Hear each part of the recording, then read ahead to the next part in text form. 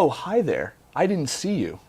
Welcome to FilmSnobbery Live. No, welcome to FilmSnobbery Live. I'm Nick Baisley. I'm your host. We have another fantastic episode for you today. I'm actually in a very good mood because we just got back from San Diego Comic-Con. We've had a long last month of stuff. I'm really looking forward to chatting with you guys about a ton of things that have been going on. We're going to talk a little bit about our festival tour that we've been doing recently. So where have we been? What have we been doing? We have been at several festivals recently. We just covered Palm Springs and Outfest. Palm Springs Short Fest, which was awesome, and actually I went with our guest tonight, Jonathan Schiefer. We actually went to there together, and he actually helped me out capturing some interviews with some wonderful filmmakers, as well as we also covered this year's 2013 Outfest over at the Directors Guild, which I'd never been to, or the DGA. I've never been there, and it was actually a really nice experience to be able to go there and interview some more really great filmmakers. Those interviews are starting to make their ways out now. Palm Springs, all those interviews are actually available right now over at youtube.com/FilmSnobbery. You can check those out there. We should have a category kind of for all of them shortly, so you guys can check that out there. Where else have we been? We also were at, recently we were at the Film Festival Flicks, and we also had the Downtown Los Angeles Film Festival, DFF LA. Film Festival Flicks event was great. We've got some great interviews with the feature filmmakers from I Declare War that were on our YouTube page as well. You can check out, and as well as the short film 2 Weeks, the director and writer producer there as well. A really great event.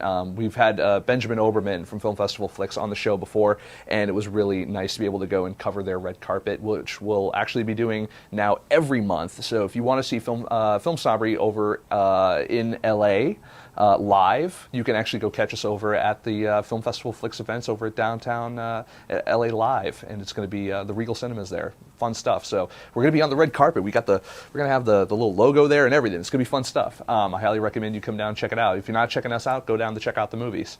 We were also at San Diego Comic-Con, which I just mentioned. That was intense. We were not there to work. We actually just went. It was kind of a mini vacation.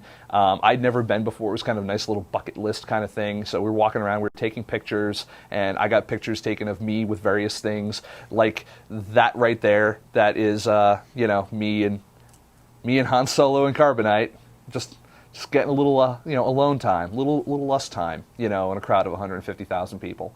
So, but it was great. Got to go ahead and see Doctor Who. We went to the Doctor Who 50th anniversary fan party, which was great because we got to meet Matt Smith and Jenna Louise Coleman and Stephen Moffat, as well as just some great, hanging around with some great nerdy people like myself.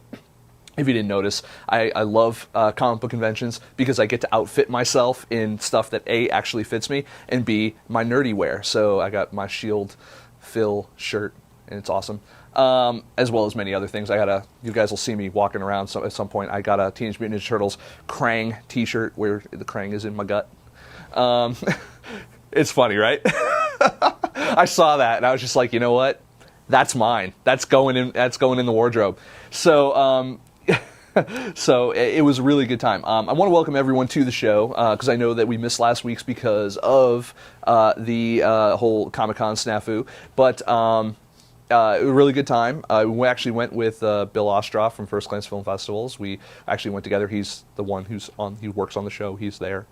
I'm looking at him. God damn it. Yeah, that's him. Yeah. My show. No.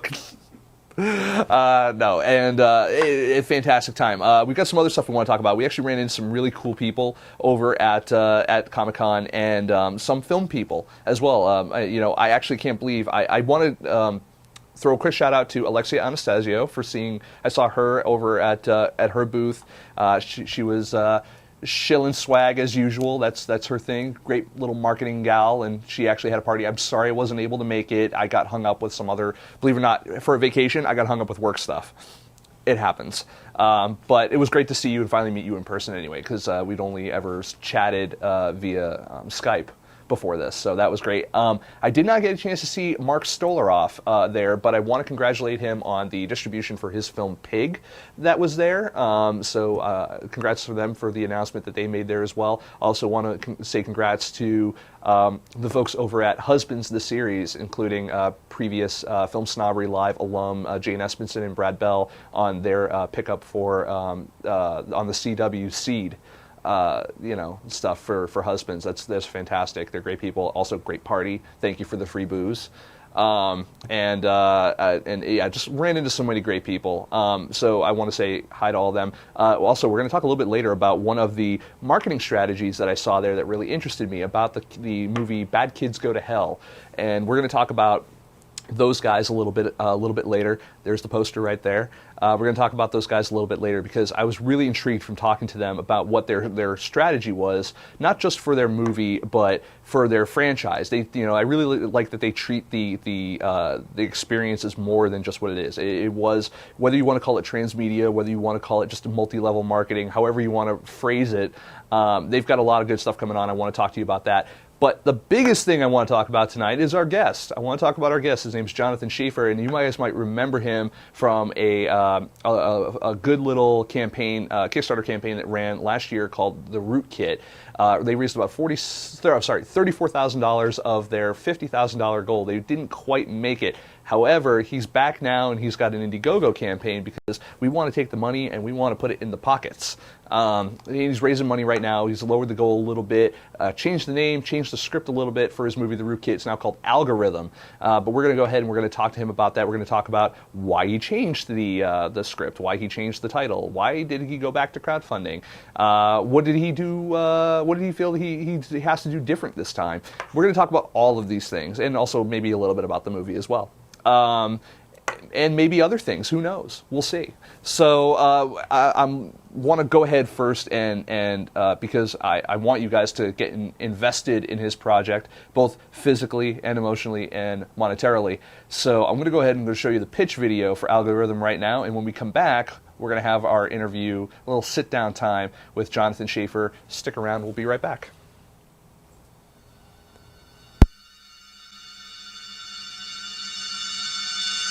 We're going to crowdfund this movie. Making a 2-hour movie costs money, but maybe not as much as you think. I've spent the past 14 years learning to write. Things like short stories and novels, even some news articles. Now I write screenplays. I've been editing music videos, corporate videos, and commercials for the past several years, so I've got all the gear I need. Cameras, lenses, mics, audio recorders, computers, and even the software to edit it all on. There's a book called The Lean Startup that talks about getting a product out quickly. What is this movie about? The logic behind it is the less time you spend planning, in meetings, with reviews, and people giving their opinions, the less it actually costs to produce the product, which means when it fails, it's not actually that expensive. Then you iterate, you tweak it, until you get what works. That's what I'm doing. A friend of mine, whom I'll call an early reader, read The Root Kit and said it was a drama about hackers. And he was right. I did a Kickstarter campaign for The Root Kit, and we did really well. We got to $34,000. Unfortunately, we were aiming at $50,000, and so we didn't get any money. I did a massive rewrite on The Root Kit. Now it's a techno-thriller about hackers, and it's called Algorithm. In order to talk about Algorithm, I have to talk about some recent news. It's the story of a hacker for hire who, during one of his jobs, stumbles across a nefarious plot that could lead to the death of him and all of his friends. Edward Snowden just blew the whistle on the NSA because he believed that the NSA was violating the rights of privacy every American is entitled to. I got a chance to pitch Algorithm to a studio, but they move really slow, and they'd want creative control, so I'm iterating again. This model hinges on several things working together, a part of which is a crowdfunding campaign. But this isn't like other crowdfunding campaigns. Most of them ask for donations and then give perks based on how much you donate. The problem is, Edward Snowden assumes the answer to a question most people don't bother to ask. Does privacy even matter? This is a movie about hackers, so we're bootstrapping it. We're bringing it directly to you. Pre-selling distribution rights is how most big movies get made. We're pre-selling the DVD Blu-ray combo pack directly to you before the movie actually exists. That's what Algorithm is. It's the start of a conversation. It's about hackers. It's about control, power, and tyranny. It's about a revolution. What if there was no such thing as privacy? What if there was a group of people who had access to all information? What might that group do? How should we react? Algorithm is about this scenario and what could possibly go wrong. It's got over 30 people in 50 different places, and we want to film on location in San Francisco. So if you want to see a realistic movie about computer hackers, pre-order the DVD Blu-ray combo pack, signed, with a shirt. If you want to read the script, go to www.spiritusvult.com/algorithm.pdf and tell your friends about it. This is a crowdfunding campaign and a crowdsourcing campaign. After all, I'm only one guy. I can't do the whole thing by myself. I need your help.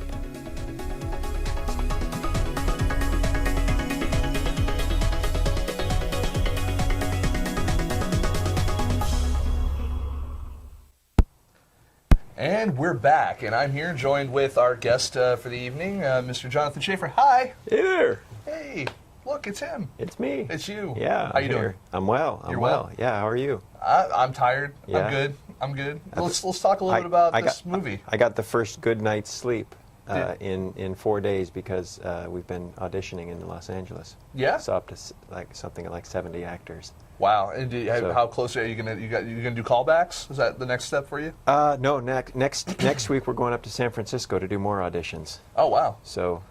Well, and you're doing auditions for Algorithm. Yes. Let's tell these people. I mean, I know they just saw a whole campaign video, pitch video about why they should give you money. Give this guy money, by the way. Just why not? Just give him. Why not? When you feel you've given enough money, give more money.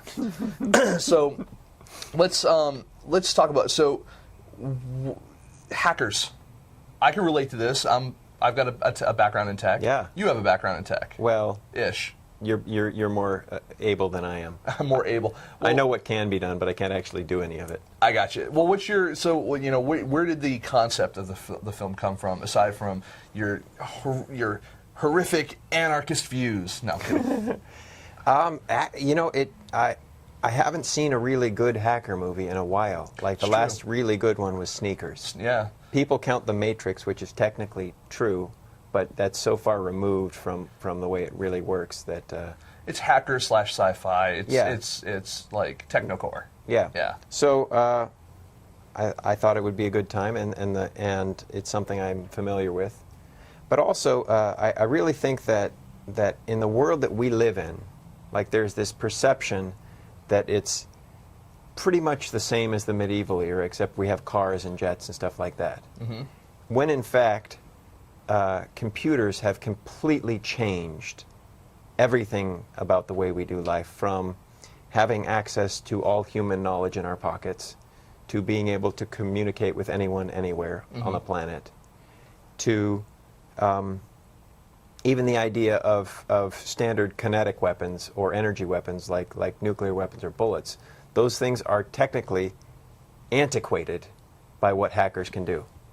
Yeah, well, I mean, you look at a movie. I agree with. There's not a bunch of hacker movies out there specifically, but I mean, you look at something like not the last Die Hard movie, but the one before that. Mm-hmm. Not A Good Day to Die Hard, but the other Die Hard, the other bad one. Die Harder. Yeah. Again. Yeah. Keep dying harder. When you die hard again. Yeah. No, I remember it. Yeah, and it had a cameo with Kevin Smith. Yes. As the elite hacker. He was so elite. Yeah, they came to his lair. His command center. Yeah, that's right. It was command center. Yes. That's funny. Yeah. So I think that world that we live in is I don't think most people know that, and I don't think that it's acceptable anymore to pretend that we live in the industrial age, because we don't. And if we can accept that, then we can move on socially to kind of get back to my anarcho so-called social beliefs. We can live differently. I think we can live better. Do you think that it's more of a generational thing, where now I actually had a conversation earlier today with a filmmaker about how millennials, they want access to everything, they want complete transparency, they want control over everything they do, but at the same time, I think we were also distracted by shiny things. You know, shiny. Yeah, watch my show, by the way, Shiny. So, you know, do you feel that that's there's a truthiness to that statement, in as much as, you know, there's.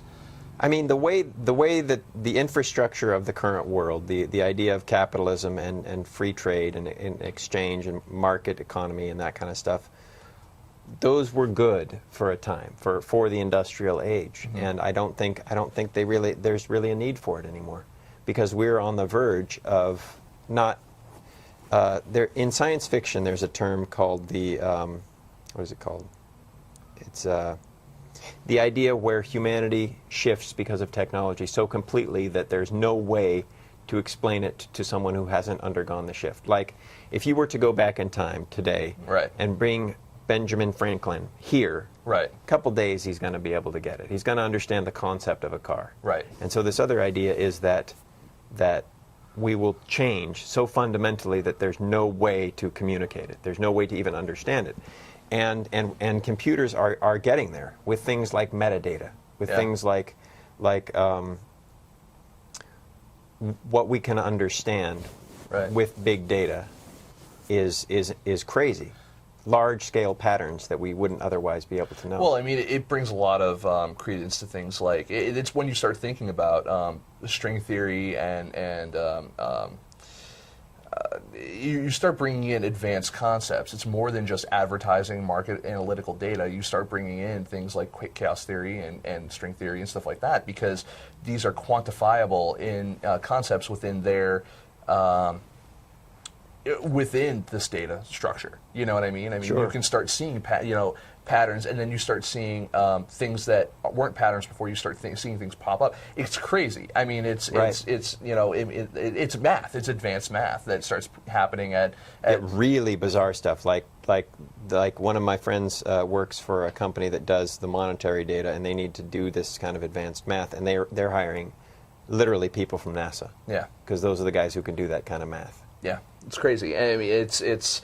But there is something nuts, else. but There's something else that shows up with the advanced math, and that's like there's something called correlation without causation, where something looks like it has to do with another thing but doesn't. And the famous example is there's this isn't the exact example, but it's the idea is there's a bicycle store in Wisconsin and a Quickie Mart in New York City. And every time the Quickie Mart sells a certain kind of bubble gum, the bicycle store also sells a bike. Huh.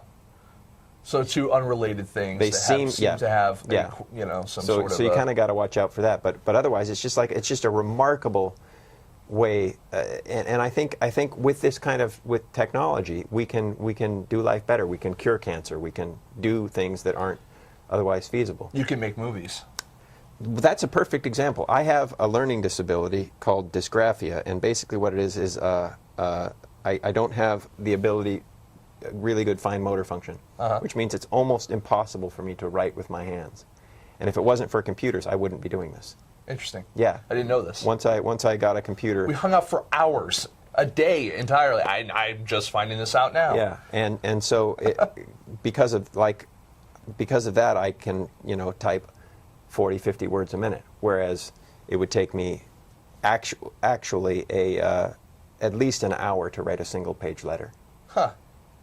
Interesting. Yeah, so I had a horrible time in school. I can imagine. Because of that. And once I got computers, I started getting A's. Yeah. So that's nuts. That's one of the things why I really love technology, is because it's just so completely overcome my normal disabilities. That's cool. Yeah. So now let's talk about now. You did a Kickstarter for the rootkit, going first, and that's what it was first called, was the rootkit. Now it's called Algorithm. Don't be confused, people. I'll talk slow for you. No. So all right. So it was called the rootkit first, and you were looking to raise like $50,000, and you got to like $34,000, which is no small feat. I mean, that's extraordinary. $34,000, 34, 35 grand, somewhere around there. I mean, that's like literally someone's salary for a year. Yeah, yeah. Well, it's what Foreman made Down and Dangerous with. Exactly. So it's a good chunk. Zach Forsman, in case you guys don't know out there. Sorry. Yes, Zach Forsman, Down and Dangerous. Who is awesome. Check it out. Yeah, do. It's good. Yes. Sabi Company, fun stuff. He's been on the show. Archives, check it out, youtube.com/FilmSnobbery. I don't know, I'm just going to keep it like, No, how dude, much stuff can I plug into Pimp one it. pimp, you know? Do it. It's great. So, first of all, I mean, why do you think you didn't make the goal? Everybody who has chimed in to me says that if we had had another week, we could have made it. Interesting. The irony is that we basically got boinged, and that was the real shift. When that happened, just money started flowing in, and it happened the Thursday before the campaign ended, like 3 days later.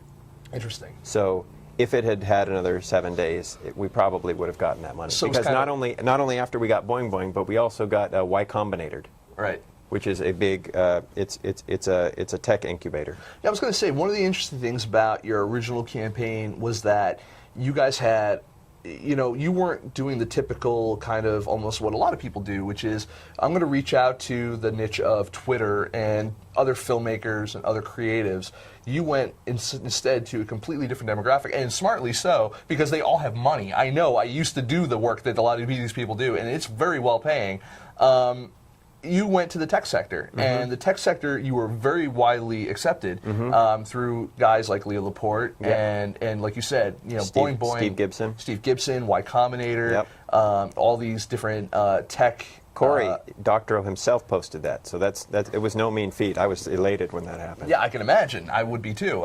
Please post me. I don't know for what, but maybe for this. So you know, that was great. How did you first get in contact or get on their radar? I have no idea. Did they contact you?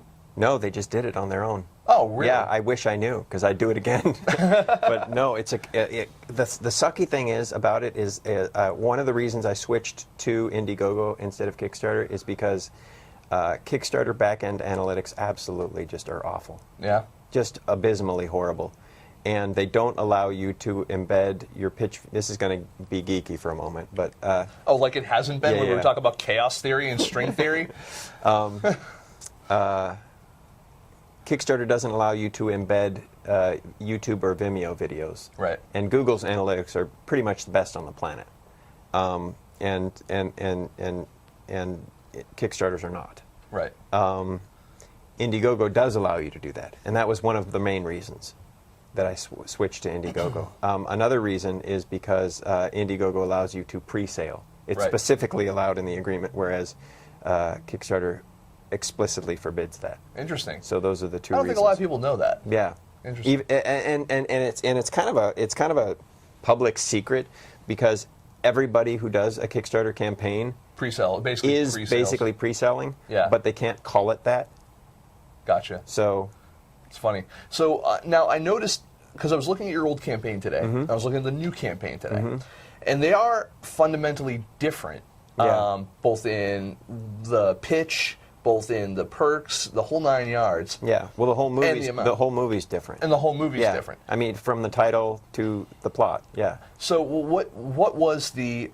So let's start at the script level and let's work our way over through the campaign. Okay. Why did you decide to change the movie itself? I mean, you know, some people would just like port the entire everything from their original campaign on over, including the movie. It sounds like you took a bunch of time and rethought the movie itself. Like, and it almost sounds like it's funny, because almost like you would think with the amount of attention and the money you were getting, people were behind the movie as is. Yeah. But what was it that you weren't satisfied with that made you want to? Fundamentally, there was a shift kind of in what I believe to be the problem that I was trying to address. And it is kind of a social issue. Both of them were social issue movies. The first one kind of dealt with the 1%. Right. And the plot was a rootkit is I'm going to use terms that aren't exactly correct. Right. But it's basically a virus that installs itself onto a computer and hides itself from anyone being able to see it. And so from that you can springboard and do other things to the computer. What I had is kind of like an artificial intelligence virus that self-propagated, and what it would do is it would send back. It was a keylogger, which means that it kept track of every keystroke makes, and every mouse move, which means move, passwords and everything. all that. Yeah. And it sent it back to this database, and the database was basically a big kind of metadata thing, and it was owned by a hedge fund manager. And so it was this woman using basically behind-the-scenes information to make stock purchases and make herself obscenely rich. Interesting. So that was the plot. Can I do that? It's illegal. Well, I don't. I mean, the It's keylogger. illegal if you get caught. The keylogger part is probably illegal, but the other stuff, I mean, if you get information that's useful and it's not technically insider trading, you'd probably get away with it. I'm not an insider. But I'm an outsider. but so that was the idea for that. The problem was the way I had written it, and a good friend of mine, Matt Wallace, who's a fellow screenwriter, he read it and he said that the rootkit was a drama about hackers. And the reason I wrote it the way I did was because I wrote it in such a way that I knew I could make it with 50 grand, and that's paying everybody. And so when the rootkit campaign failed, I'm like, nobody's done a good hacker movie. I want to take this to Hollywood. So I rewrote it in more of a mainstream fashion. Still very, very technical and accurate, but it's now much more approachable. So even the title was the rootkit, which means nothing to anybody who doesn't know about computers. Right. To algorithm, which is, you may not know what it is, but at least it's a term that you occasionally hear on the news. Right. Did you try to take either of these scripts and pitch them studio-wise? I did send a version of algorithm to a producer, and basically the idea is, who am I? Right. I haven't done anything that they would recognize me as a person that they want to work with yet. They're kind of like, what did you do last? And if you haven't done anything and you're not already famous, I'm just going to go to the guy who is. It's the idea of getting a credit card where, like, you need credit to get a credit card, but I can't get a credit card until I have credit. Right. You know. Right. Or Zack Snyder got famous and he got the director gigs because he did some pretty amazing commercials. Right. And I hadn't done any of that. Right. So they're not going to read my script just because that it's there. They get inundated with 150,000 scripts a year. I mean, it's just a torrent. So I waited for a couple months on this guy, and he didn't do anything. I'm like, well, I'm not one to lie about and just do nothing. So I said, let's just make it. Let's come up with a different model of doing business, and so that's what I've done. And and I'm using the new script, which is, in my opinion, considerably better. Cool. Well, it's a different movie, it sounds like. It's the same genre of movie, meaning hackers, but it is now a techno thriller and not a drama. So let me ask, why movie and not book, comic, some other medium? Why is film to you the medium that you want to express this in? Especially, being that I'm going to be completely I'm going to be completely honest. In order to write a book about this, I would have to know way more about computers than I do now. And whereas in the movie I can have technical advisors who can help me at certain points. Right. Like, to write a book, you have to bring people.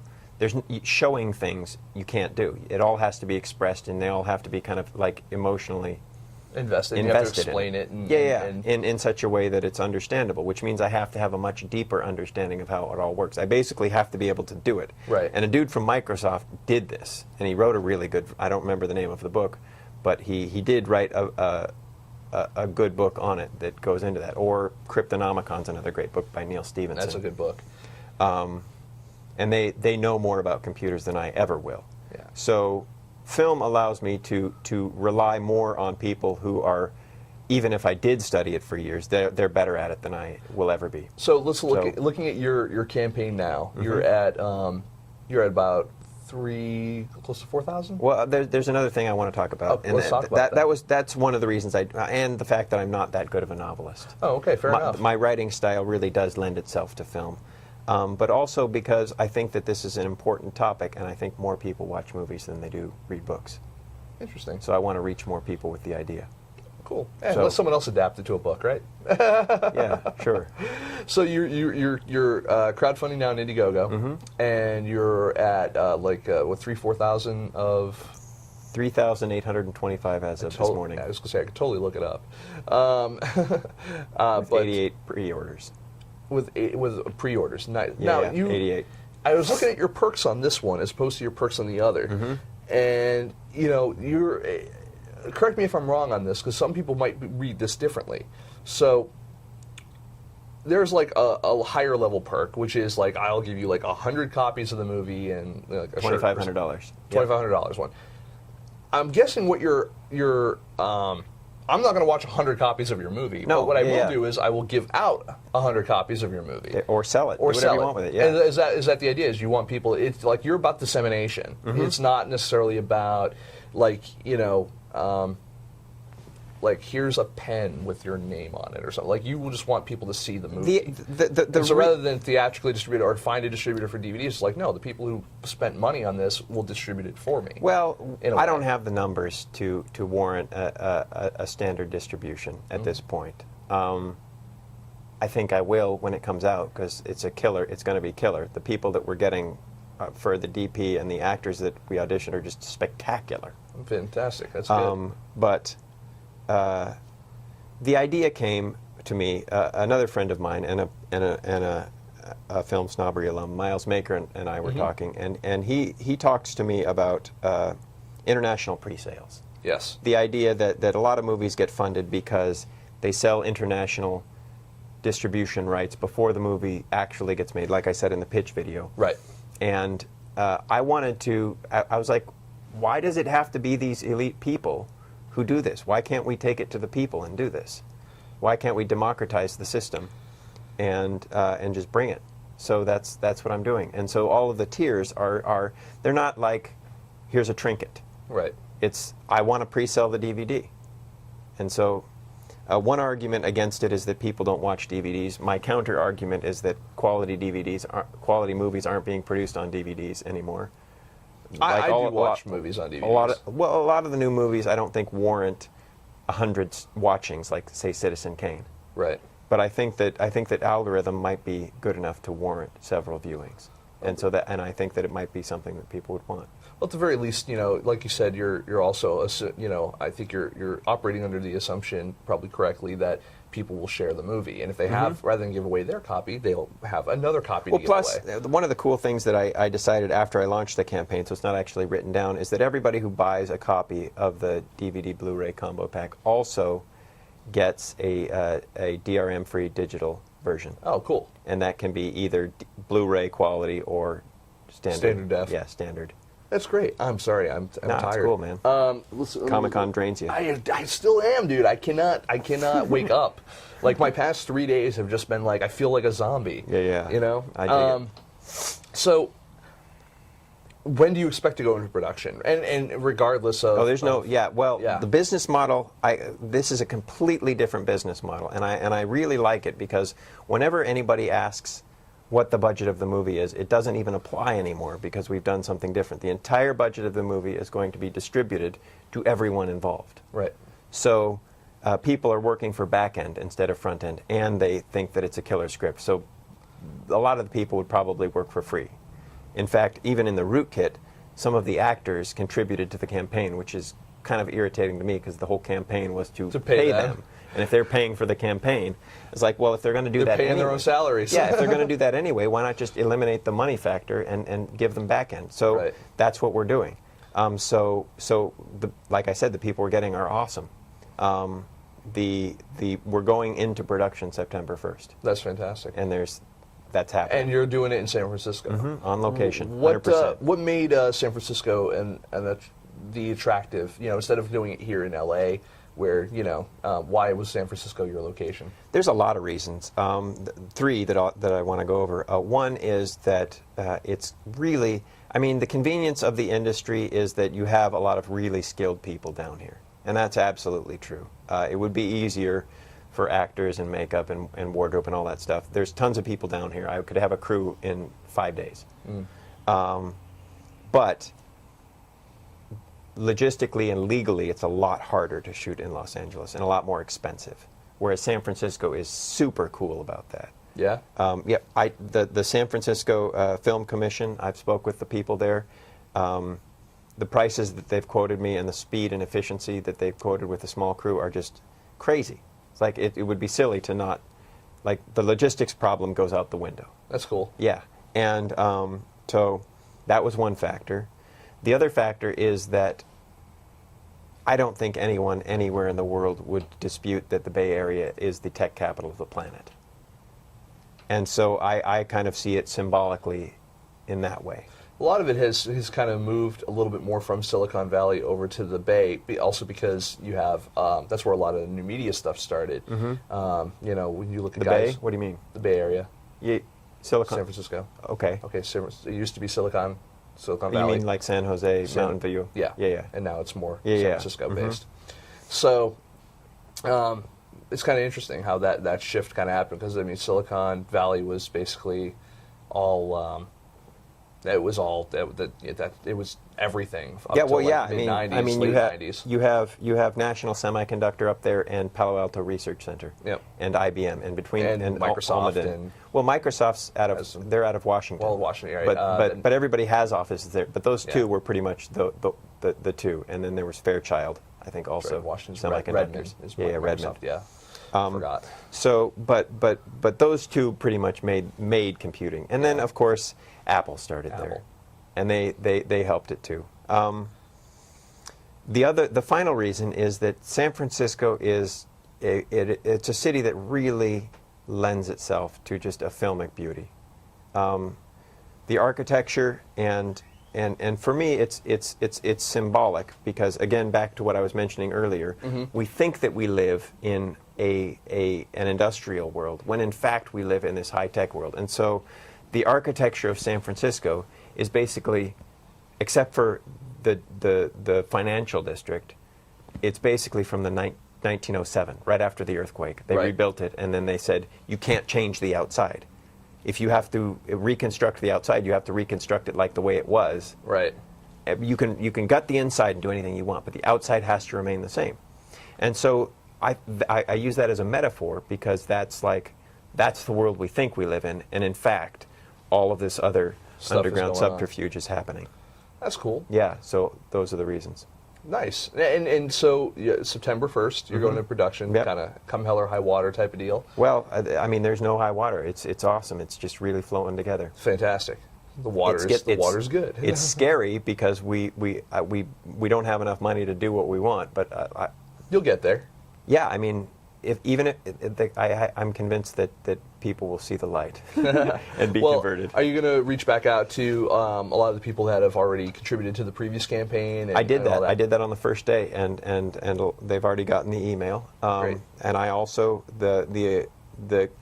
a lot of my research came from a podcast called Security Now, which is on the Twit network, and it's hosted by Steve Gibson. This guy is like a genius with security. All of the Twit stuff. I'm a huge fan of Leo Laporte and all the Twit network stuff. I mean, they were one of the reasons why, along with like Callie Lewis and the guys from Revision 3 and stuff like that, it's the reason why I kind of decided to do this the way I do it, video and all that kind of stuff, and kind of informed me on how to set up a video podcast, basically. So like, I love those guys. I love John C. Dvorak and a lot of the the guys from Hack 5 and all those guys. Yeah, I mean, great group of people. Frame rate, yes. I mean, especially when I was back in the tech world, they were a lot more relevant to my life than they are now. But but still, they were kind of pioneers in what they do. I mean, especially Leo. I mean, Leo's, done. He's been doing it for a while now, and he's gotten better every year. He's doing something new. He's on the kind of the edge of the tech that is being used to do what we do too. So Steve Gibson was a big proponent of the rootkit, and I managed to get in touch with him again, and he promoted Algorithm as well. So great. That's so fantastic. I am kind of reaching back into as much as I can. Yeah. But how to get to Cory Doctorow is a mystery. Anybody know him? Let him know. Yeah, totally. Right. No one's watching this. I'm kidding. Kidding, dude. I bring my torrent of audience. I don't know. So yes, Both of you. You guys are awesome. Every time I see someone who's like, "Oh, FilmSnobbery Live, I love that," I'm like, "You're the one." No, it's fine. Dude, you do good interviews. We do. Thank you. Yeah. I don't You're the one. Yeah, Bill's the one who watches. And there's good back-end infrastructure, too. Oh, there you go. Yeah. Nice. Yeah. So, all right, that's fantastic. So, what are your plans? How long is your shoot? You believe it'll take? We're going to limit ourselves to a month. A month. And we think we can do it that quickly. Everybody's committed to a month, and the DP's committed to a month, so that's how fast we're going to do it. So are we talking techno? So the techno kind of thriller that you're looking to create, are we talking how much black leather are these people wearing? Are we staying away from the Matrix black leather? Here's the thing. Are they all going to dress more like me? I mean, there is a character who's cosplay, and when I auditioned her yesterday, or 2 days ago, she was wearing black leather. So if she wants to do that, like if that's a character choice, that would be one thing. But one of the things that really irritates me about a lot of hacker movies is that I know a lot of geeks. Not one of, I mean, one of them might be a black belt, but any competent fighter I know could probably mop the floor with them. and a lot of Hollywood movies really do make hackers ninjas too, and they're not. No. And so, it's like, and so they have to fight back with the skills that they have. Well, now, what you go? We talked about, like, there's movies like Sneakers, but there is the movie Hackers, which I've always wanted to see a reboot of. Like, just because it was set so far in the past, where they're like, is that a 256 meg, chip or something like that? I'm like, dude, really? Don't ever say sizes or speeds of anything. Yeah, no kidding, right? You immediately outdate your thing. Dead in the water. But I love watching that movie, though, because I kind of enjoyed the story on that, and as much as, the characters and stuff, and that was a very 80s movie. Yeah. Well, and I think it was early 90s. But early 90s, but it feels very 80s, in terms of like the clothing. Well, the wild thing is they got the tech right. Yeah. Like a lot of the tech right. The thing that bothers me about that algorithm will not have is the visualization. Yeah. Of it. Yeah. Like the CG interface of what it looks like to actually hack. And I'm actually going to show not a guy sitting down for 3 days breaking into a program, but what they actually have to do and go through to break into stuff. So it's more realistic. Shots of computer screens, or there will be shots of computer screens. It's like the end scenes from Doogie Howser, where the guy's he's in his diary. Hopefully a little bit more exciting than that, but yeah, that's the idea. Is that they're not ninjas, they have a skill. It's incredibly powerful, and if I paint it realistically, maybe some 6th graders will get into it. And they'll become computer engineers, and they'll keep society going forward. Nice. And that's my hope, is to make more geeks. I was going to say, is like, what's the end result in terms of, like, are you looking to, really pump up the kind of computer nerd culture, or is it more about exposing threats that are, kind of that hackers are trying to expose? Well, there's a massive thing going on right now with Edward Snowden. It's surprising how few people actually know about it and what's going on. But the idea of privacy, the idea of individual sovereignty and rights, and the fact that Edward Snowden has requested asylum in Russia, and it's almost something that may in fact lead to a war between the United States and Russia. It's like President Obama's considering not visiting Moscow. It's like a big deal. Because Edward Snowden saw something that bothered him, that the NSA spies on everything, and that's the plot. That's one of the subplots of the large plot of the movie. People aren't aware of this. They're not aware of the significance or the implications of it. In fact, one of the things I really had to figure out is people just don't care about privacy, and it dawned on me.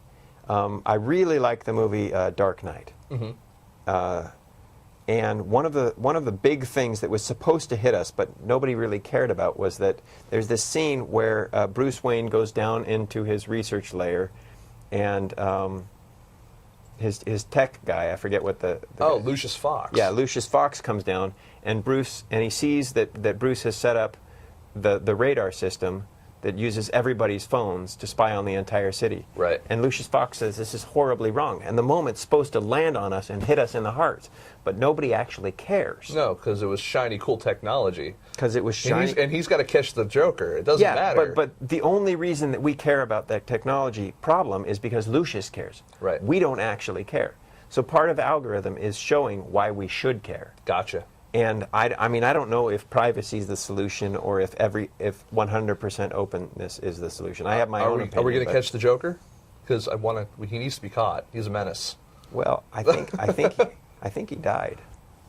No, he did not. He got caught. Well, yeah, depending on how you want to go with that character, but didn't he catch him and he put him in Arkham or something? I don't know. I don't remember him being in Arkham in the end of the movie. He was dangling upside down in some state of disrepair. Yeah. No, he fell onto the ground, didn't he? No, that was the first Batman. That's 89 Batman. That was Two-Face. That was Two-Face, yeah. Yeah. He shot and fell and the whole thing. I don't know. This stuff happened. So that was a confusing movie towards the end. I was just like, we're getting a third one. That's all I knew. Yeah. I was like, great. Yeah.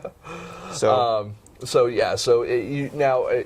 do you keep your quote unquote your villains more ambiguous in the movie? Is it more society or these corporations or whatever? Are they, big whoever, big data, big whatever? Are they the villain of the movie, or do you actually have definable? Well, the first scene. Which, by the way, if you guys want to know, you actually can read the script of the movie online. Yeah. Yeah, it's up, and you could totally go to the it. campaign. There's a link directly from the campaign to read the entire script. It's going to change a little bit, but not much. Yes. Mostly small dialogue things that are going to change. And it's maybe the an hacker, extra scene. The hacker. Yeah, that'll take you to the campaign. Yes, there you go.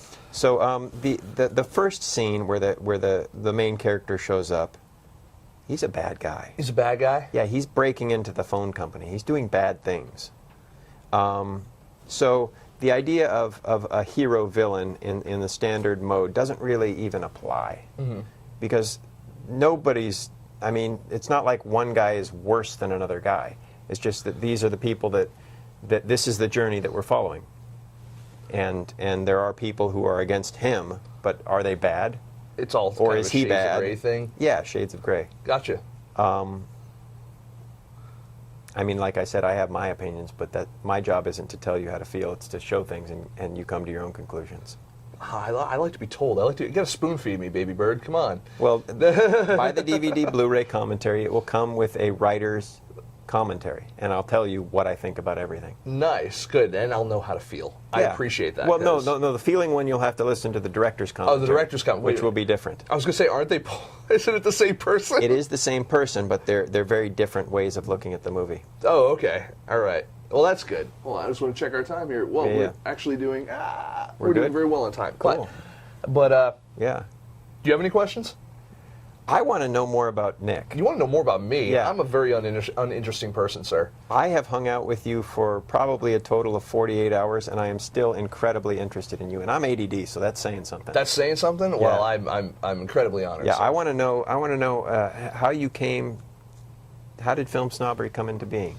It was out of the East Coast, and then you moved to the West Coast. But what's the impetus for being? Why spend your time covering people like me doing what I do? Because you appreciate it more. Well, that's true. You do. No, there's a more immediate feedback with independent filmmakers. I can more directly impact your success or failure in your career by doing what I do, and I like watching people succeed. I like, and a lot of my success is based on your success, and I like that. I like the fact that I could back one really great filmmaker and it could make my career. I like those odds. I like the idea that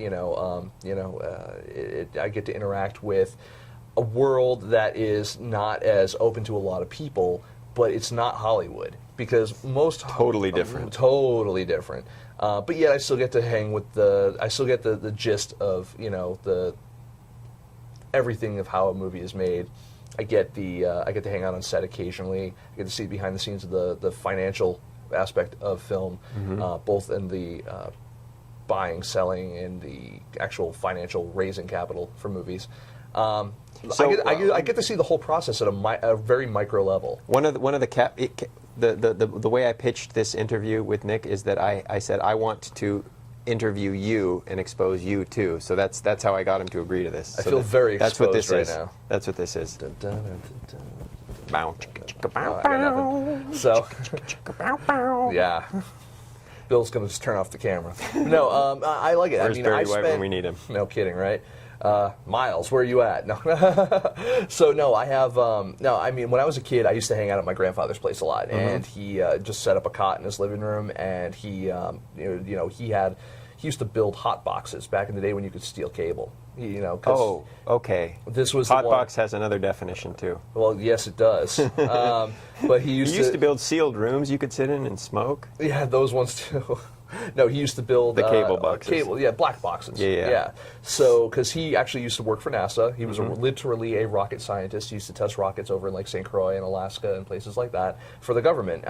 We lived right just outside Hanscom Air Force Base in Lexington, Massachusetts. Nice. And so I'd go spend a month or two in my summer with him, and I'd be stretched out in his living room, and he had a black box, so he got everything. And so I watched everything. I was watching Cartoon Network before there was Cartoon Network. I was watching BBC, and I was watching. Good journalism. I was watching a lot of great stuff, which included a lot of movies. I watched a ton of horror movies, and one of the things that made me not as afraid of horror movies and kind of into filmmaking in general was my uncle, who's in the Navy, who also lived with my grandfather.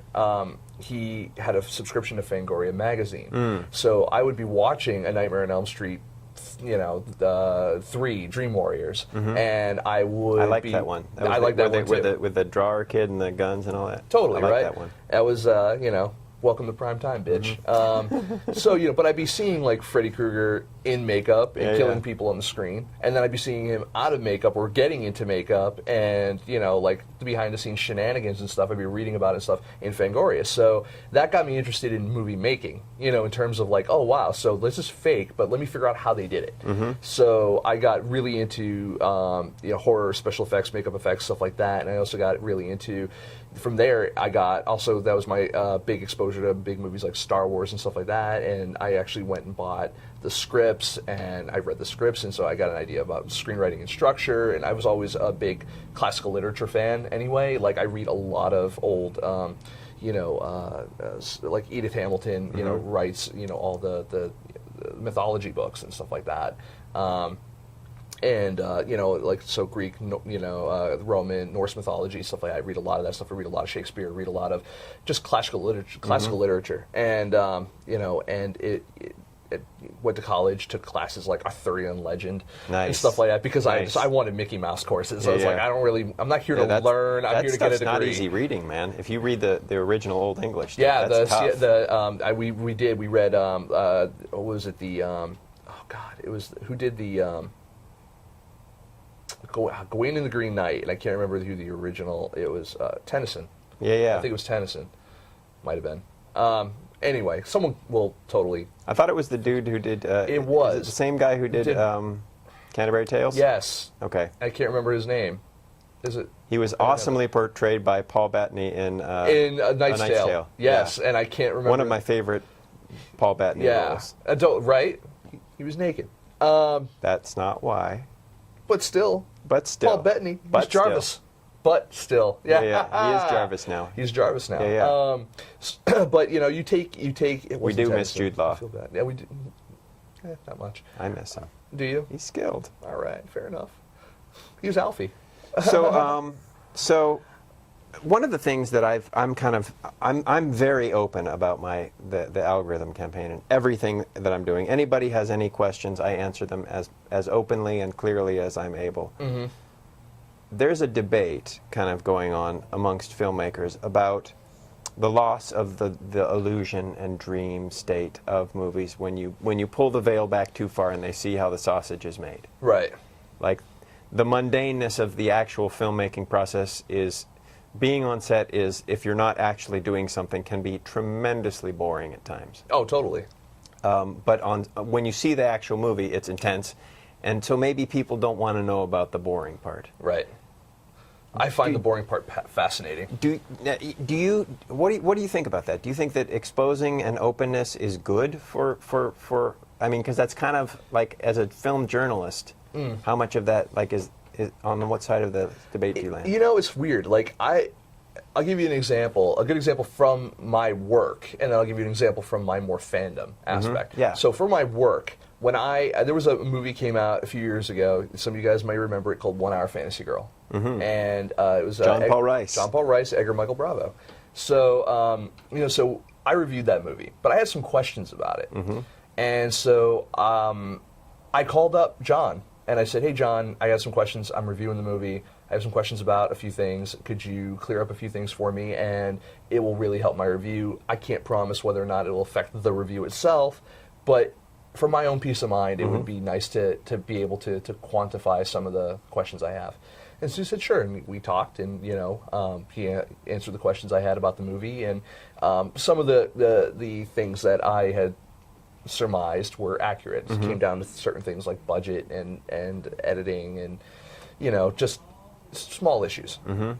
So, but some of them unavoidable. Just that's the issues you run into with indie film. Sure. So, I wrote my review, and I took some things into consideration, other things I didn't, But, having the access to the filmmaker is important for someone like me, especially in independent film, because there are reasons why certain things turn out the way they do. There are some things, there are no excuses for it, but, there are certain things that I think can be, explained. The hardest part about my job is the fact that by the time your movie reaches my desk, there's nothing I can do about it but review it. Which is why I started. Dude, don't disparage that, man. That's enormously helpful to me. It is, but it's frustrating because if I feel like if I can get to you guys while you're making the movie or before you make the movie, my more removed opinion, because I'm a little bit more objective about what you do versus when I'm actually reviewing it. Well, at the same time, it's like, this is not my last movie that I'm going to make. So if you say something, and it's something that I can apply to my next project, you help make my movie better, and I appreciate that. Oh, no, and that's how I approach every review I do. It's like, how is this going to... My greatest part about my job is watching a first-time filmmaker make a second movie.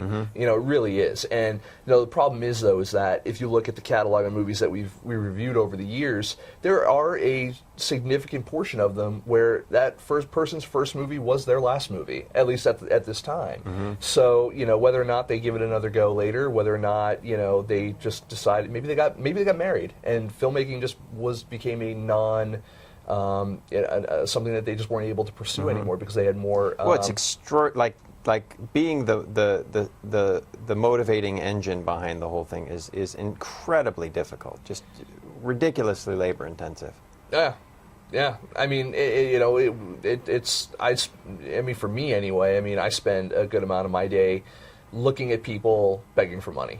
And it's He means really Indiegogo hard. and Kickstarter, I like really what I'm do. doing. Yeah, that's what he's talking about. No, it is. I wake up every day to Twitter. We've been really lucky to get a great following on Twitter. It's like 34,000 people or something like that. Oh, the day that happens. Oh, the day, and it's great to have an audience of that that's size. decent, dude. Yeah, and the audience of the people that come to the site is great as well. And but again, I look at it all as all for you guys. Like that's more people that are looking at your stuff. And so when I do retweet things or I do point someone to someone's campaign, like I really hope that it means something. I don't want to just retweet stuff for the sake of retweeting it or whatever, because you don't know what's behind it all the time, and you want to be involved with things that you're passionate about, and that's really what it comes down to with all this film stuff. Anyway, is it's about passion. You're making and drive and drive. And it's just it's such a movie making is such a labor-intensive, life-intensive process. Now, everyone, kind of forgets, like, when they're watching your movie, they're not thinking about the month of shooting, the 6 months of pre-production, the year of post-production, and then the year of distribution. Well, all they know is that they bought it for $2.99. You neglected the year of writing, and which is before the 6 months of pre-production. Yeah, right? Every movie is roughly 3-year process. Oh, at least. But all these people know is, well, I got it as part of my Netflix instant, and it's there now. And I don't know if that... one thing that's bothered me about independent film specifically over the years and recently has been that I feel that it's undervalued. And I feel that filmmakers devalue their projects purposely to compete with nothing. They are trying to compete with mainstream film and television, and I completely disagree with it. One of the debates I've been having is if $25 is too much to ask for a DVD Blu-ray combo pack, because it is more than market value, but at the same time, it's like, this is money. I need to cover the cost of the DVD. Right. I need to cover the cost of getting it to you. Yep. and then I need to cover the cost of actually making the movie. It's simple. So it's simple business and economics. Yeah, I mean, I can't, it really is. Until I can produce 100,000 of them, I need to charge this price. You have set costs. Yeah, yeah. You know, let's say like most filmmakers, you're going to do a batch of 1,000.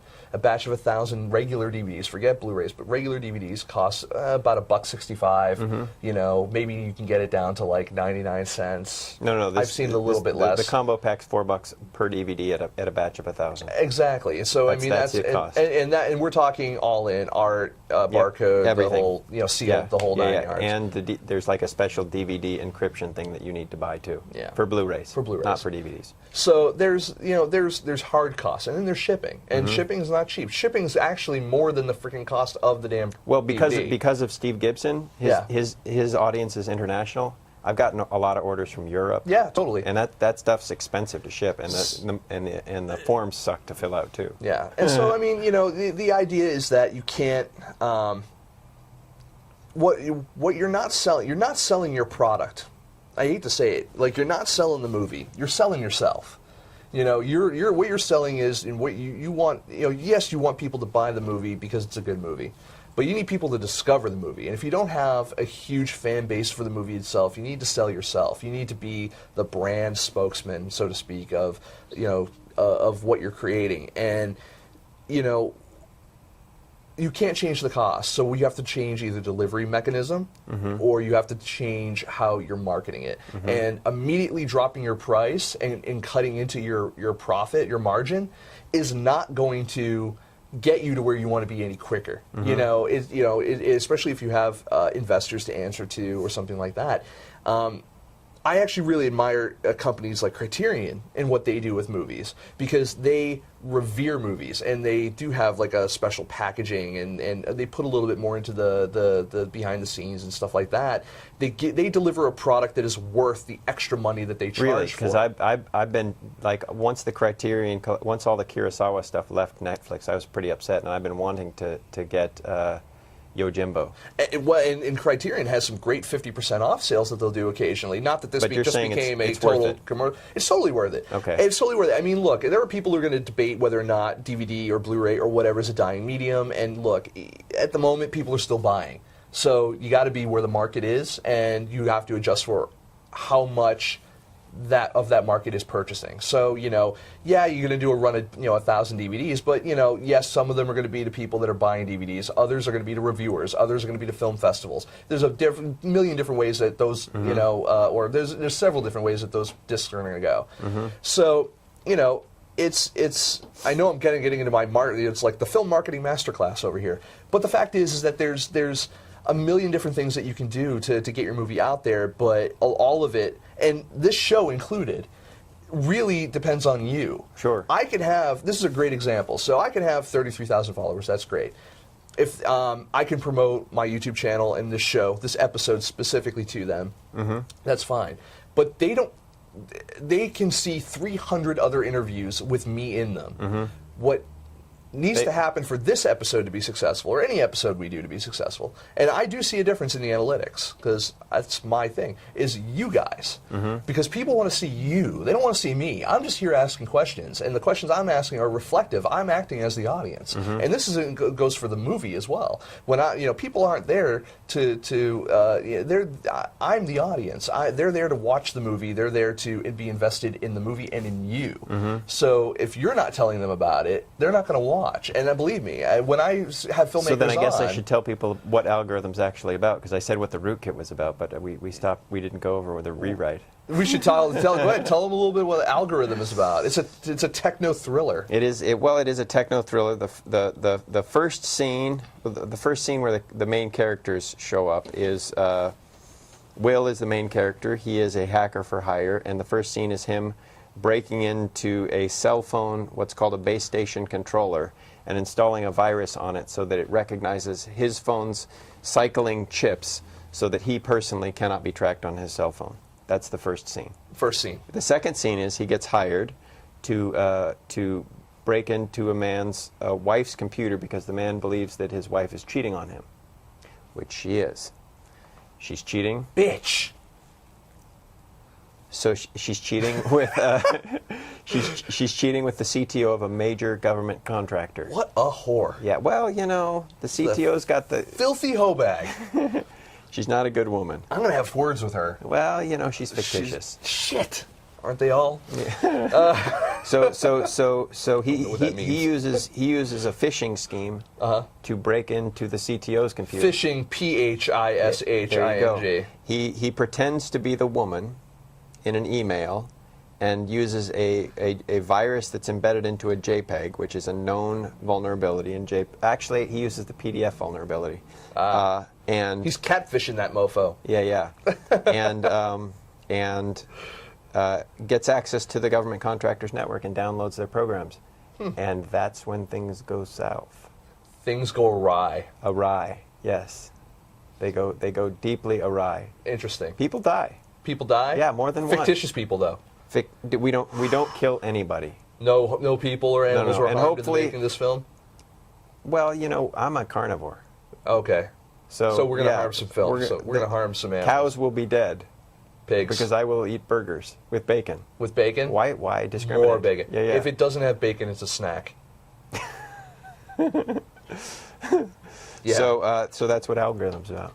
They should go watch Algorithm when it gets made. They should pre-order the Blu-ray DVD combo pack today. That's what they need to do. That's what they need to do. Then they can have it day of release, day and date. They can unbox it. I'm hoping to actually get one of the methods that we're thinking of distribution is with a distributor, and they're going to have to agree to the day and date of the pre-orders.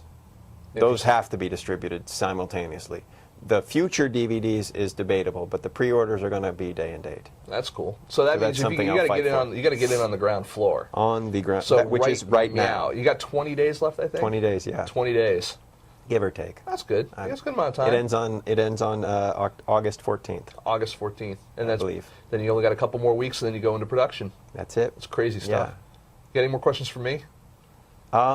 I don't think we actually got an answer about whether you believe in openness or closedness and the illusion of Hollywood. There's an illusion of Hollywood. I like, from my position, I like openness. But here's the thing about Hollywood movies. Hollywood movies, you get to see, because we're in a editing bay right now, in a color timing bay here at Hot Pixel Post Production. We are awesome people, incredibly skilled. If you've got the budget, call them up. Yes. And even if you don't have the budget, call me up anyway and we'll work with you. So here's the deal. So one of the things that we do here is we do edit behind the scenes stuff, and special features for these DVDs and these movies that come out. Don't tell Zach. Hollywood. Yeah. So that's what Zach does too. And so, but that's the thing. The movie dictates what behind the scenes the audience sees. They're not standing on the soundstage waiting for 14 hours for a guy to light something. Do they want to actually watch 14 hours of Johnny Depp getting into makeup for The Pirate, or however long it took? No, or his horrifically racist red face for Lone Ranger. No, we don't want to see that. But that's the thing. Like, that's what Hollywood does, is they show you as much as they will allow you to see. It's stylized to tantalize you. It's as stylized as the movie. Indie features don't typically have that. They'll have some interviews. They'll have a little bit of BTS, but mostly it's a lot, glory shots of the director going, and action. That's exciting. Yeah, and maybe like an extended scene with like a boob. I don't know. That's about it. One boob? You can't give the audience too much. It's titillation, literally. So, excellent pun, sir. Nailed it. All right. So, I like seeing the stylized Hollywood behind the scenes because they make movie making fun. Well, I like to see it because for me it's like, oh, that's how you do that. Right. Now I can do that. With indies, I get more of a, I like the openness from where I sit, work-wise, because for me it's educational. I kind of got away a little bit from the educational stuff of the behind the scenes from DVD, from like mainstream Hollywood DVDs, because I don't feel like they really are doing it the way they used to when they first started. I mean, I don't feel like directors' commentaries even are as poignant as they were back when they were really relevant. When you had a director's commentary and he was really telling you about the making of this movie. Now it's just basically a BS session for him and a cast member or a producer to kind of hang out and whatever. I mean, like there's some really great fun director's commentaries. I love Trey Parker and Matt Stone's commentaries on all their stuff. The vast majority of my understanding of how to make movies comes from director's commentaries. You and me both. I mean, especially when DVD was first coming out and I was not doing this. I worked in the tech sector for like a decade. Scorsese has amazing director's commentaries, and so does Francis Ford Coppola. Just brilliant. Yeah, absolutely. From the guys who are absolutely the best at it. Yeah. Yeah, so I mean, I agree. I mean, I like openness. I understand that Hollywood stylizes their openness a little bit. Also, I recently discovered Roger Ebert. Yes. Does commentaries on classic movies. I got Citizen Kane and also Casablanca. Yes. And his commentaries are like film school. The guys, like if he had, like I was dismissive originally, I'm like, he's not the creator. What has he got to say? And I listened to it, and the guy's like profoundly genius. There's something to be said for an objective eye. Yeah. And not only that, an educated objective eye. And I'm not even saying that for myself. I'm saying that for guys like Leonard Maltin, Roger Ebert, Gene Siskel back in the day, stuff like that. When you listen to people who have a vested interest in film but are slightly removed from the process and kind of are professional critics. I say professional because I feel lately the critics have gotten really hammered. And I get it. And it's the internet's fault, and it's people's fault. It's the people and the people well, I mean, the they kind of, you could make an argument that they went the way of journalism with the internet. Oh, absolutely. That their skills have degraded, but at the same time, a good critic is not to be dismissed lightly. I agree. I mean, but then look, that's not even to say myself. I'm not even putting myself in the same area as Ebert. Well, and, today and I posted that you're pretty much the only guy covering this economic level of filmmaking. Yay! That I know of. Well, and that's great. I mean, and that's conversations I've had with people like at FearNet and stuff like that, where they were like, we were talking to FearNet once, and I love FearNet. I'm going to put this out there right now. I do really like their content. It's great. But I did have a conversation with them, and they said, we would love for you guys to sponsor a column of ours, a dedicated horror column, and we'll just it'll be a column that we'll dedicate to your branding, basically, and your advertising for your shows and your site and stuff that's going on. Because fuck it, we need money. Yes. So yes, we both independently need money. We do both independently need money, but give this guy your money first, because I'll be around for a while too. I'm not going to die, dude. What are you saying? Well, no, but you need it more urgently. You're making the movie today. I'm not making a movie. I got rent 1st to pay in a couple weeks, but we'll be good for that. Don't worry about it. Sweet. No. So, but no, the idea being that I don't even remember what the hell I was saying. So FearNet on your site. FearNet on my site. So, but they were like, well, we already have an editorial team covering this, that, and the other thing, and I'm like, yeah, you're not covering the same stuff I'm covering. I'm like, they're like, well, they're going to cover, the new Chucky movie that's coming out, the new Child's Play movie. They're going to cover. Well, and that's kind of what I'm saying is like there's plenty of journalism to cover Hollywood. Yeah. There's plenty of journalism even to cover the below $80 million non-super big budget feature film. No, there's the $20 million sci-fi movie of the week. Nobody's touching anything under $250. No. Except you. Except for me. I got nothing better to do. And your intern. No more. She's gone? Yeah, no more intern. She went back to school? Yeah, she's back at ASU. Or I think she's on vacation or doing something, and then she's going back to ASU. Yeah. So Hi, Caitlin. I know she's I watching. I incredibly appreciate this stuff, dude, because like I said, it's you help me get the word out. I'm happy to do it. And it's like it feels like I don't know. It's encouraging. Because it's so hard to do it on this scale, on your own, with no financial backers. My producers are incredibly awesome, and they have lifted so much stress off my back and made just this awesome, an awesome experience. But it is encouraging to get outside stuff, like people like yourself helping us out. It makes us feel not as alone. So it's incredibly appreciated. Well, I mean, and the benefit of doing what I do is also having an audience that can be just as supportive.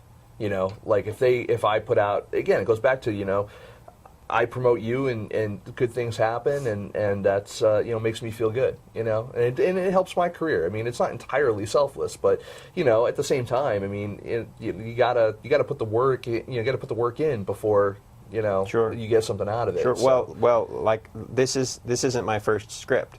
I've been writing for 11 years before I could write something that made everybody want to work for free. Yeah, there you go. So there you go. And you've seen me how I work. I mean, we went to Palm Springs together. Dude, you're a truck.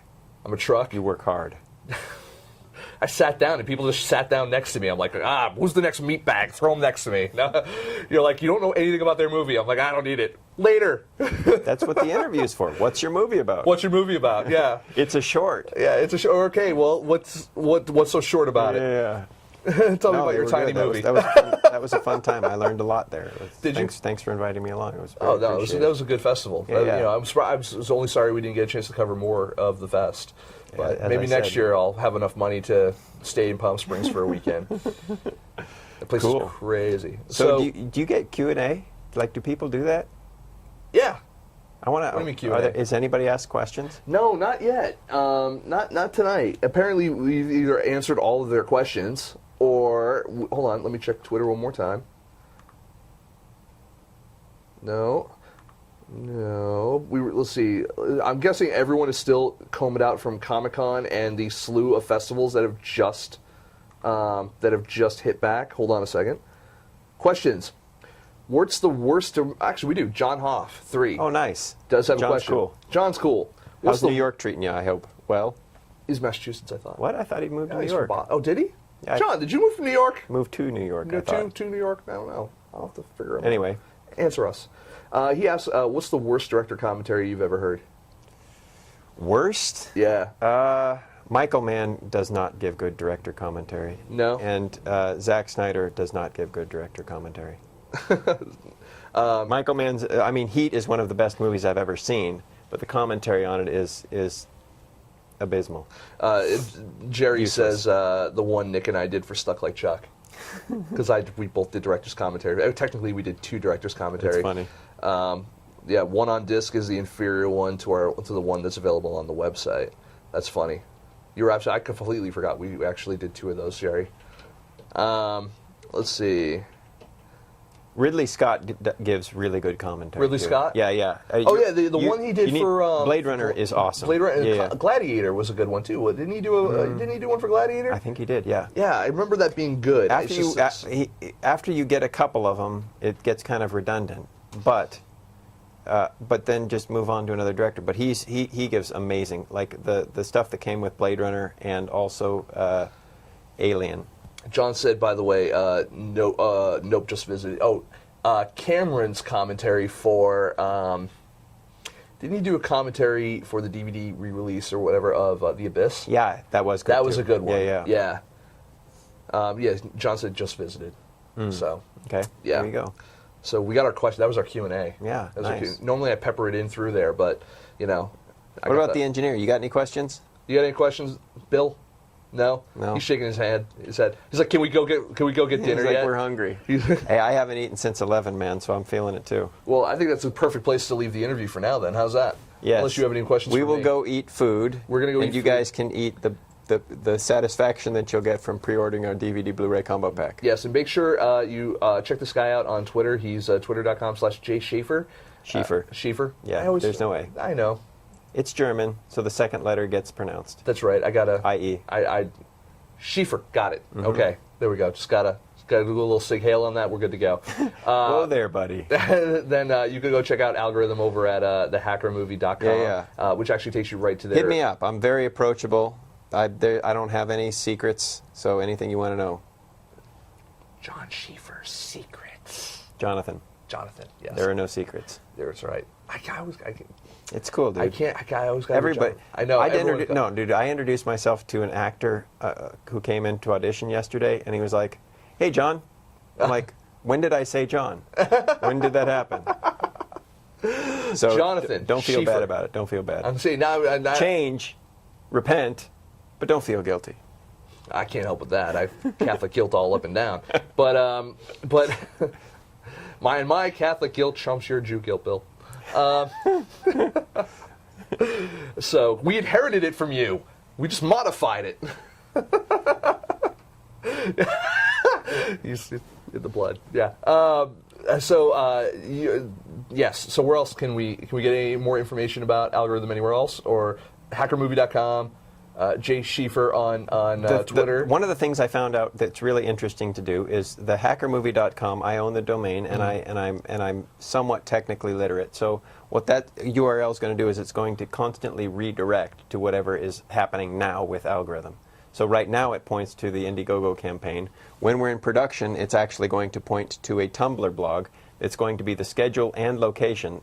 We're going to do the call sheets online. Oh, cool. For everybody to view, as well as location shots and shots of the day. So it'll go there during the production, and then during post-production it'll probably just go back to Spiritus Volt. Nice. So if you want to be a uncredited extra that's walking through your scene in the middle of San Francisco while you're shooting, just look at your call sheets. No, they don't get credit. Oh, that's what I said, uncredited. Yeah, uncredited. Yeah, uncredited extra. There you go. There you go. Well, I want everyone here to stick around.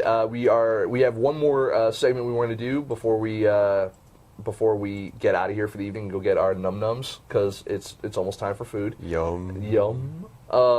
So stick around. We'll be right back. We want to talk a little bit about a movie that I ran into at Comic-Con called Bad Kids Go to Hell. We'll be right back. I want to show you the trailer for it right now. Yeah, no? Yes. No, we're going to show the trailer after. Fuck me. All right. Sit back for an ad from Hot Pixel, and then we'll show you the trailer later. Be right back.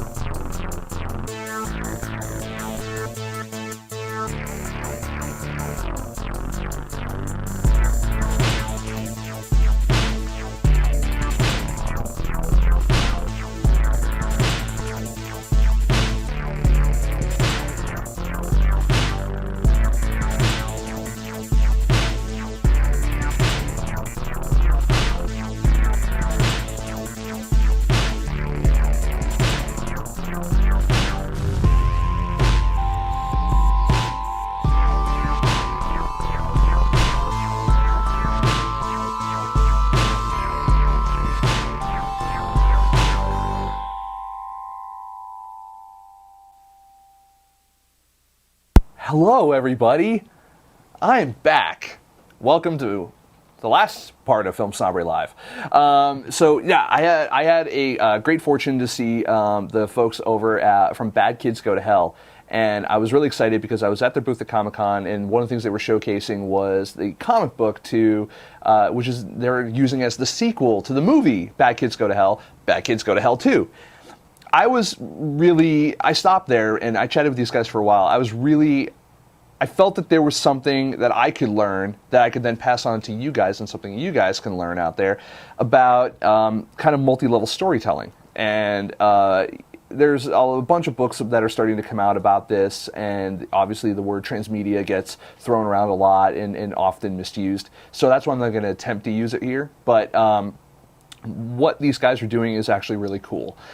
They did get a distribution deal for their movie. The movie was completed back in 2006, I believe. It's finally out on DVD now. You can also check it out on Netflix Instant, and it's a cool movie. We're going to show you the trailer in a couple minutes, but I wanted to talk to you about it because they've got a comic book series that's out for it. They've got a movie. They've got a soundtrack. They've got the sequel comic book. They've got a DVD. They've got distribution. They have multiple marketing channels, and that's really the big point I wanted to make, is that, what I notice about filmmakers is filmmakers rely so much on DVD sale, or maybe a digital download here, there, or wherever, Netflix or iTunes or whatever. And the fact is that you have to continue exploring other opportunities and stop being so myopic in where you think that your audience is and where the money's coming from. These guys took a horror concept and, you know, not only adapted it to a film and to a comic book series, into a sequel, into a soundtrack. I mean, these guys are at Comic-Con. They're interacting with a completely different audience than you guys would find at a film festival or on the streets or even online on Twitter and Facebook. And they're there every year, which is what Bill just said. And Bill actually would know. This is my first year at Comic-Con. I've never actually met them before now, and I'm actually really glad I did. Bill has gone to Comic-Con for the past several years, and he says they're there every year, which not only is reinforcing their brand and their audience base, but probably growing it, because you're taking, you know, I mean, there's, how many people were there this year, Bill? 100, they said 150,000 or something, 120,000, some ridiculous number that's more than is going to your film festival. And these guys, look, they spent money, I understand, but they got a booth, they set up, they got posters, they ran the trailer, they were handing out, they had the comic books, they were selling merch, they did swag, and, you know, they had other stuff in bags, and they had, you know, all these different things, and it's, yes, there's definitely a you got to spend money to make money kind of mentality that goes there, because none of that shit is cheap, especially, you know, nothing's cheap at Comic-Con, but, you know, these guys, they spent the time, they spent the whole week behind their booth, shaking hands, showing people the trailer, selling comics, selling, you know, the movie, and getting people interested in the brand that is Bad Kids Go to Hell. And I wanted to take a couple minutes to talk about it, because it's not, I've only seen a few filmmakers do it. I did see some distributors at Comic-Con. Cinedigm was there. The guys, you know, Mark Stolaroff was there with his collection of movies that he's been involved with, Pig and some other sci-fi movies and you know, kind of horror adventure movies. Troma's there, obviously. Love Lloyd. Got to say hi to Uncle Lloyd. Love me some Lloyd Kaufman and all the stuff they do. And they go to everything, too. I mean, their entire business model is basically built off of fandom. And you know, they have special guests that stop in and do signings and stuff like that. And it's great. I mean, Toxie's there all the time. It's fantastic. And so I bring this up because I want to make sure that filmmakers are understanding that there is a larger scope of what they are able to do with their movies, yes, and let's see. Jerry says, usually have attractive girls in schoolgirl uniforms doing high kicks to reel in fans. Yes, they do, and we're very happy they do that. And look, I mean, yeah, some people will give shit to booth babes or whatever, but the fact is that it got your attention. The booth babes weren't at their booth actually to get my attention. It was just like Bad Kids Go to Hell. I know these guys. They're on Netflix. I'm going to say hi. They're a movie. I'm a film critic. And I had got an idea of what they were doing. I was really impressed with how they were doing it. And it was really great to have a conversation with them and be part of what they're trying to do. So yes, that's really the biggest point I wanted to make, is like, you know, look at your audience and then look beyond your audience. I feel that filmmakers kind of get trapped into the niche of, well, I have this drama and it's about people committing suicide. And so my only audience is going to be people on Twitter, people on Facebook, my friends and family, and maybe I can find one company that will sponsor it as a social issue film. And I really feel that there's other places you can go to explore your audience, your extended audience beyond that. You know, for a movie like that, I mean, there's the educational areas, sectors, there's the libraries, there's other, you know, and when in doubt, take it out on the road on your own. Again, it costs money, it's, you know, and I know that that's the big limiting factor for a lot of people, but don't you think that people that are giving to things on Kickstarter and Indiegogo would be willing to give to a social issue film that you could take out to the public somewhere else and garner a larger audience? Just remember, you know, you guys have to, you have to hustle. You know, just because you put the movie out there doesn't mean anyone's watching it. It's not if you build it, they will come. No one's coming. None of that's happening. So, you have to, you know, just because it's on Netflix. These guys, they have their distribution deal. Their stuff's on DVD that's on Netflix, and what are they doing? They're still shilling it out at Comic-Con. it's not, you can't rest on your laurels. Jonathan said something earlier, it's basically is you're only as good as your last thing you did. People always wonder, what did you do before? Well, these guys have, they're constantly building up their mailing list. They're constantly building up and making new fans, and that's what you always have to be doing. And one thing I kind of like about them, that they were there, the directors were there. One thing I liked they were doing was, they were selling the brand of the movie, which is obviously easier to do with their movie than others. It's easier to sell Bad Kids Go to Hell than it is to sell, those guys. But, everyone harps on, you got to be your own brand. You got to be your own brand. Do this. I say it a lot myself. In some cases it makes sense. Other cases it doesn't. These guys have found a way to really, make, their brand, their creation. And, it's just really good to see it. So I want to throw that out there. Before we leave, I want to just say, if you can, thank you for watching. Obviously, want to say thank you to Jonathan Schiefer for being our guest tonight. I want to thank Bill, and I want to thank everyone in the chat room. I want to thank people on Twitter and Facebook as well. You can actually follow us on Twitter. Add to the pile, as it were. Twitter.com/FilmSnobbery. You can go check us out on Facebook, Facebook.com/FilmSnobbery, YouTube.com/FilmSnobbery, There. And be sure to watch us every Thursday night, 7 p.m. Pacific Standard Time. We've got some great shows lined up in the very near future. You may have heard me drunkenly talk about them on our last episode with Richard Botto before we went on a little 1-week hiatus for Comic-Con. But we've got some great guests coming up. We've got Roger Corman, we've got Leonard Maltin, Jay Chandrasekhar, Phil Lamar. The list goes on and on. I'm really excited to have all these gentlemen on to talk about their adventures in film, and and also it'd be great to have someone like Leonard Maltin on to prove how just so not a journalist I really am. But I want to thank everyone for the support on this episode and every episode we've had so far. I want to, let's see, hold on. Hey, look, it's more people signing in. I believe that might be Tanya. So if that is you, Tanya, hi, I see you in the chat room. I don't have anyone working the chat room tonight, so I'm actually looking at the chat room myself. I might do this more often. I kind of like this. Although it's just, sometimes it's me just reading, and that's awkward. We'll figure out how to optimize that at some point. But hologram. I need a hologram. That's what we need. Holograms. But again, I want to say thank you to everyone for coming on the show tonight and watching the show tonight. We're going to see you guys next week. Enjoy the trailer for the hit film Bad Kids Go to Hell. You can watch it now on Netflix Instant, or you can buy it on DVD. It's out. Go get it. They're awesome people. I was really happy to run into them. See you guys next week.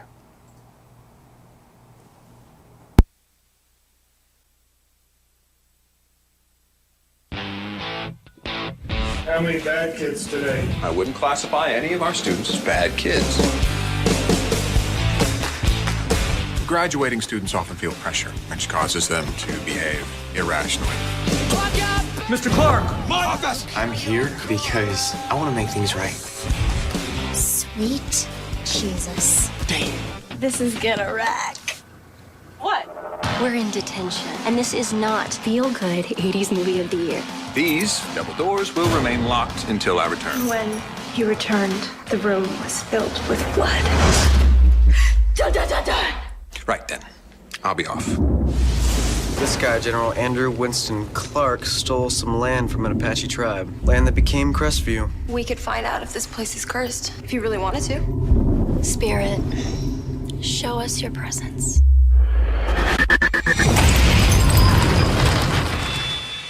Something is in here with us. Are you sure this place is safe? Confident the 6 of you can survive an entire 8 hours. It happens every year. Every school. Students lash out at their parents, even at each other. Why are you in here? It's a miracle they don't all kill each other.